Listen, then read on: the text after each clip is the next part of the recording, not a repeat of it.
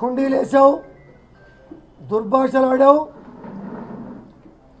ఒక అద్దం పగలు కొట్టారా, నన్ను ఏం పీకుతారా మీరు అని మాట్లాడావు నువ్వు. ఈ భాష కరెక్ట్ అని హరీష్ రావు గారు కానీ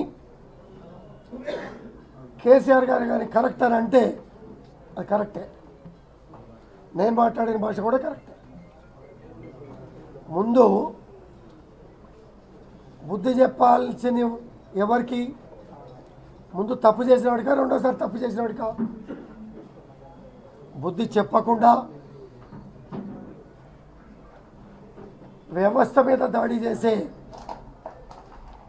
ఒకరిని వదిలిపెట్టి వ్యవస్థనంతా నాశనం చేసే కార్యక్రమాల్లో నేను కేసీఆర్ గారికి ఒక్కటే విజ్ఞప్తి చేశా.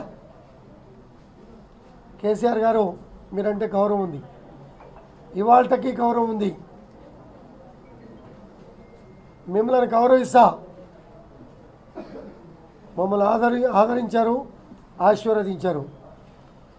ఇటువంటి చీడపురుగులు ఉంటే పార్టీకి, మీ గొప్ప మనస్తత్వానికి, గతంలో చేసిన సేవలకి కూడా మచ్చ వస్తుందని మాత్రమే నేను చెప్పా.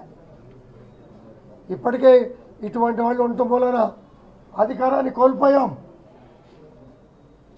ఇటువంటి వాళ్ళు ఉండటం వలన అధికారాన్ని కోల్పోయాం. తల్లి చెల్లి తేడా తెలియనివాడు, మీడియాతో మాట్లాడిన వాడు, సగభాగం అర్ధాంగులు ఉన్నవాడు, రాష్ట్రంలో సగం మహిళా ఓటర్లు ఉన్నటువంటి దేశంలో ఉన్నటువంటి పరిస్థితుల్లో చీరాగాజుల్ని, మహిళల్ని తేలిక చేసి మాట్లాడినవాడు. ఈ సమాజంలో అటువంటి మనిషిని ఏమంటారో మీరు ఆలోచించాల్సిన అవసరం ప్రతి కుటుంబానికి కూడా ఉందన్న విషయాన్ని కూడా గుర్తు చేసుకోవాలి. మాట్లాడే వారికి వత్తాసిచ్చి మాట్లాడే మనుషులందరికీ, నాయకులందరికీ కూడా ఇది గుర్తుంచుకొని మాట్లాడితే సమాజం గౌరవిస్తుంది, గర్వపడుతుందన్న విషయం గమనించాలా. లేకపోతే సమాజంతో పాటు మీరు కూడా సిగ్గుపడాల్సిన అవసరం వస్తుందన్న విషయాన్ని కూడా మీరు గమనించాలి. మీరు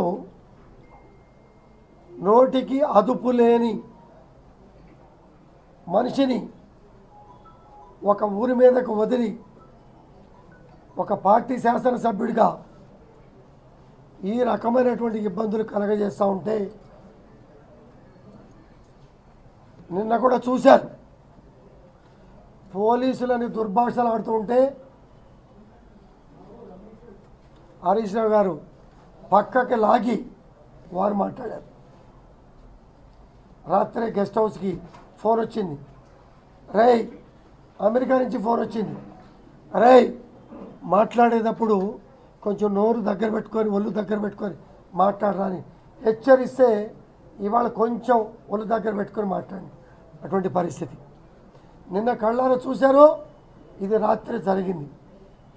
రాత్రి పోయి పార్టీ ఆఫీస్లో దాక్కున్నావు, ఇవాళ పొద్దున్నే పోయి శంభుపూర్ రాజు గారి గెస్ట్ హౌస్లో దాక్కున్నావు. నీ కర్మ ఏం పట్టింది? పద్ధతి ప్రకారం మాట్లాడు. ఇవాళ నీ ఇంటికి వస్తున్నా అన్నావు, చక్కటి మీటింగ్ ఏర్పాటు చేసి, చక్కటి భోజనం ఏర్పాటు చేసి రాని చెప్పి ఆహ్వానించావు. అలాగే నువ్వు ఆహ్వానించి మా మీద రాళ్ళు వేసావు, పూల కుండీలు వేసావు, బురద జల్లావు, దాడి చేసామని చెప్పి కొంతమందిని నమ్మించి మోసపూరితమైనటువంటి ప్రకటనలు చేపించావు. తప్పని ఒప్పుగా నమ్మే ప్రయత్నం చేశావు. వాస్తవాలు ఎప్పుడో అవాస్తవాలు కాదు. నేను తూలి మాట్లాడిన మాట వాస్తవం. దీనన్నిటికీ కారణం ఎవరు? దీనన్నిటికీ కారణం నువ్వు. పార్టీని, సమాజాన్ని బస్టు పట్టించడానికి కారకుడు ఎవరు? నువ్వు నీ కాన్స్టిట్యున్సీ నుంచి ఫోన్ చేసినటువంటి మహిళా ఫోన్లు వినిపించాలా? నీ కాన్స్టిట్యున్సీ నుంచి ఫోన్ చేసినటువంటి నాయకుల ఫోన్లు వినిపించాలా? నీ క్రమశిక్షణ గురించి 2 రోజుల నుంచి నా ఫోన్లు వస్తూ ఉన్నాయి. అన్నా